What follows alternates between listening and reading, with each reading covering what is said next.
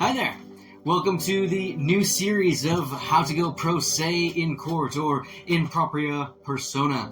We'll talk about the difference there in a second, but thank you so much for taking your time and your interest with this content. We'll be doing a few videos throughout the course of the week, building up to a live session with Ask Me Anything kind of a thing going up next week about this time.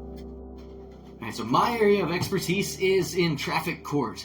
This quasi-criminal jurisdiction, weird, strange phenomenon that seems to be happening in every municipality is pervasive infringement on our freedoms, and I'll show how to handle this as we go in as defendants, and then what we can do if there is wrongdoing being committed by those officials in their public capacity, how we can hold them accountable in their private capacity, personal capacity, before doing such wrongdoings. We'll show where that's written and why they can be held accountable in the first place, and we'll go over how to defend ourselves properly from such a quasi-criminal jurisdiction.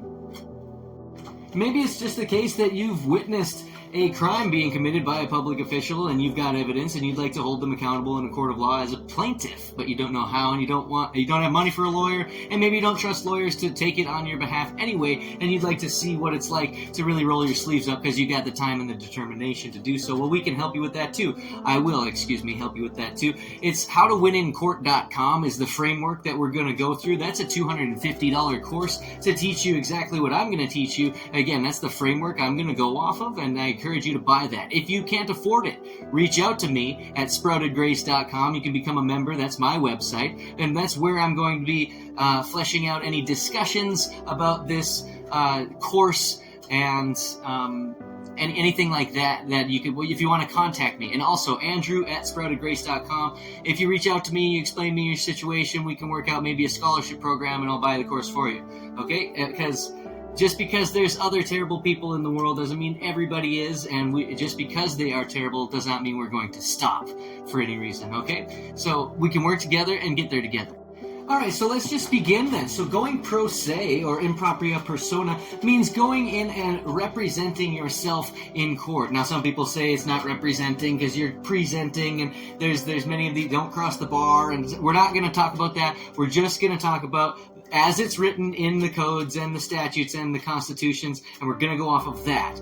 I can't tell you how many times that I've went off of somebody else's hearsay and it ran me into trouble. So that's not what we're going to do here. Everything I show you is going to be backed up by either your state's codes, the United States Code, the United States Constitution, or your state's constitution, and we'll find it and we'll read it and we'll use it to defend ourselves and to assert ourselves.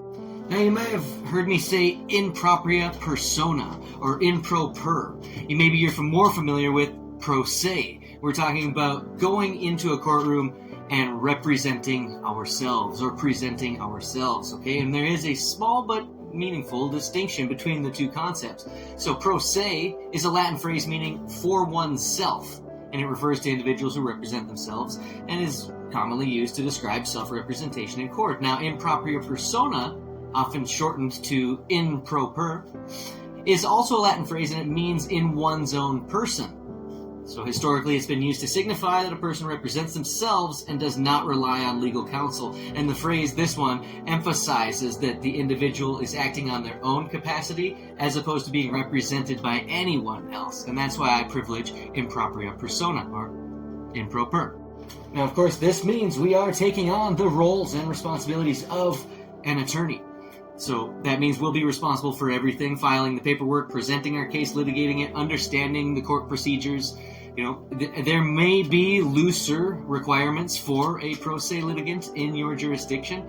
However, that's not always the case. And so we're going to be acting and taking it as seriously as an attorney would. Probably more seriously, because it's our own life on the line. Now, something that nobody ever told me, before you go in pro se, I would consider these three things. Number one, the complexity of the case.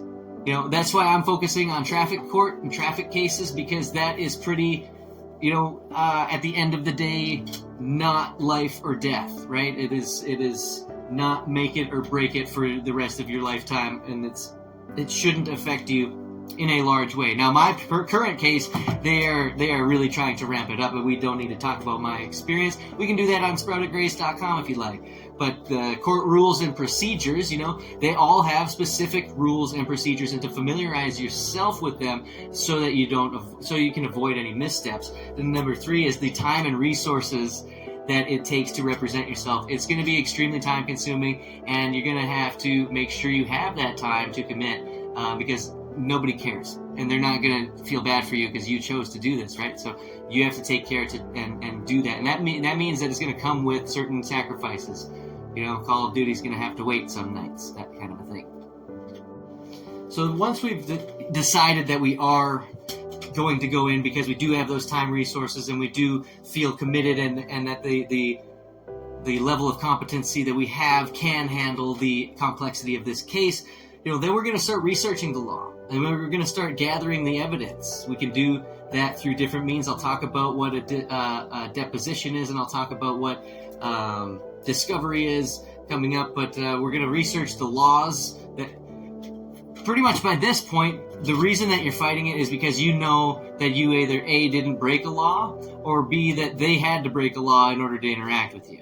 And we're going to focus on that. We're going to find it in our courts, codes, and the procedures and the constitutions. So that's where our evidence that we'll mainly be gathering is from. However, officers do wear body cams. I'll show you how to get a hold of that body cam footage. And the prosecuting attorney is going to have all kinds of evidence that she or he wants to bring against you. And I'll show you how to make sure you get your hands on that, so you are not left in the dust, so to speak, or out in the weeds. And then you're going to prepare your argument. This could be affirmative defenses that lead to a motion for summary judgment, or it could be, if you want to actually battle against what they're bringing against you, you could do line up all of your defenses for all of the arguments that you see coming. I've got a different process that I'm taking, and that is to challenge the jurisdiction in general with by using, again, those same documents: the court procedures, the code of your state, the United States Code, the Constitution of the state and the United States, which is the supreme law of the land. We're going to dive in. We're going to show you how to file your papers through an e-filing, or we'll show you how to talk to the clerks and get things filed as they want them filed for your jurisdiction. My particular case went from municipal, and I had to get it into state district. It may go further, it may get dropped, it should have never been brought in the first place. We'll see what happens exactly, but in the meantime, we'll also show you how to draft your own court case in a federal jurisdiction against the people who are committing a criminal enterprise in your locality, okay? And they're calling it a judicial system, but because that's sometimes what they are. It's an ongoing criminal enterprise that they are committing legal simulations against people, and when people wise up to it, they either stop or they just try to keep going, and sometimes you have to make a point to make them stop because they want a lot of this. We know that. Okay, so one thing, though, we do want to be respectful in there. We're going to dress appropriately, we'll be punctual, and we're going to meet all of our deadlines because we don't want to be caught up in technicalities. These are just the formal basics, of course. I will get into how to read a code, and I'll do it right now. Now, I just happen to know that ours is called the North Dakota Century Code, so we'll click on it. And we can go through all of the titles and find where we want to be.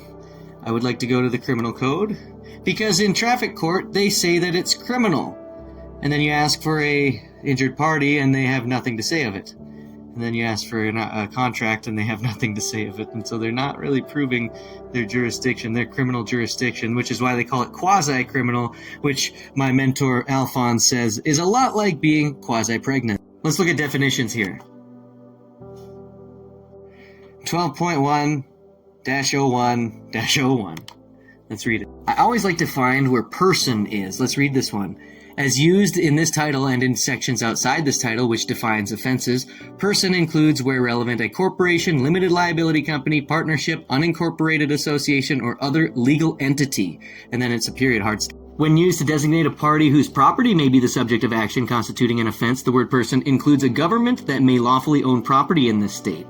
So are you a legal entity? Only you can decide, but we can talk about it over at sproutedgrace.com. Sign up today. And my next video will be talking about Nascatures and the Jusdom Generis, the necessary next steps.